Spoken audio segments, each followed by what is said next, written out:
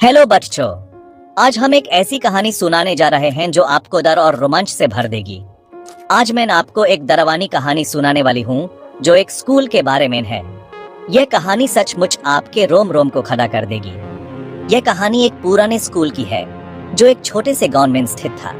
यह स्कूल दिन में तो बिल्कुल आम लगता था, लेकिन रात होते ही ये एक भयानक रूप ले लेता था। तैयार हो जाओ, क्योंकि यह कहानी सचमुच आपको डराएगी। इस कहानी को सुनने के बाद आप भी सोचने पर मजबूर हो जाओगे कि क्या सच में भूत होते हैं। एक बार की बात है, एक छोटा सा गांव था जहां एक प्राचीन स्कूल था। यह स्कूल बहुत पुराना था और लोग कहते थे कि यह स्कूल शपित है। रात में यह स्कूल बहुत ही शांत और भयानक लगता था। ऐसा लगता था जैसे यह स्कूल किसी भूत का घर हो। लोग कहते थे कि रात में वहां से अजीब अजीब आवाजें आती थी, कभी किसी के हंसने की आवाज तो कभी किसी के रोने की। एक दिन 3 दोस्तों ने सोचा कि वो स्कूल में जाके देखेंगे कि वहां सच में क्या होता है। उन्होंने सोचा कि यह सिर्फ अफवाह होगी और कुछ नहीं। रोहन, अंजलि और समीर ने रात के टाइम स्कूल में घुसने का प्लान बनाया। उन्होंने अपने पेरेंट्स को बिना बताए ये दारुण काम करने का सोचा। रात के 12 बजे जब पूरा गांव सो रहा था, वो तीनों चुपके से स्कूल के अंदर घुस गए।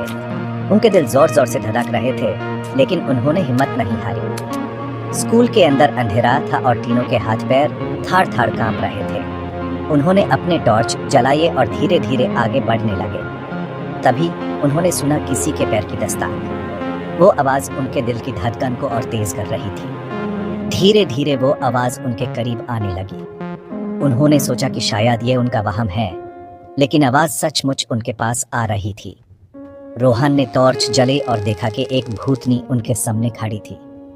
उस भूतनी का रूप इतना भयानक था कि उनकी सांसें रुक गई। उसके लंबे लंबे बाल और लाल आंखों को देखकर तीनों के चेहरे पे डर आ गया। वो भूतनी उन्हें घूर रही थी जैसे वो उन्हें वहां से भागा देना चाहती। भूतनी धीरे धीरे उनकी तरफ बढ़ने लगी। तीनों ने सोचा कि अब उनका अंत समय हो गया। रोहन ने हिम्मत दिखाई, हम यहाँ किसी को नुकसान पहुंचाने नहीं, हम सिर्फ ये देखने आए हैं कि स्कूल सच में शपथ हो गई।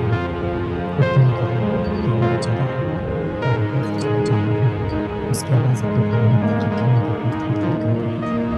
और फिर से धीरे धीरे मुझे उनकी ज़मीन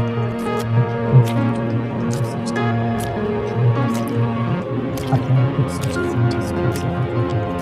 उन्होंने सोचा कि अब बात आगे वापस नहीं आएगी। उस दिन के बाद उन्होंने कभी उस स्कूल के पास भी नहीं जाया।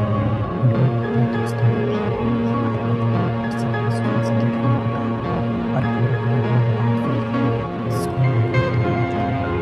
सब लोग स्कूल से दूर होने लगे और स्कूल को शुरू करने लगे। तो बच्चों,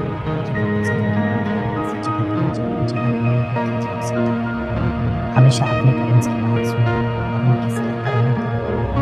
आपको किसी कभी नहीं ज़रूरत है। और अगर आपको इस वीडियो तो सब्सक्राइब करना ना भूलें। आपके कमेंट्स और फीडबैक हमें और भी बेहतर कहानियाँ सुनाने में मदद करते हैं। डर से कांपते हुए आपकी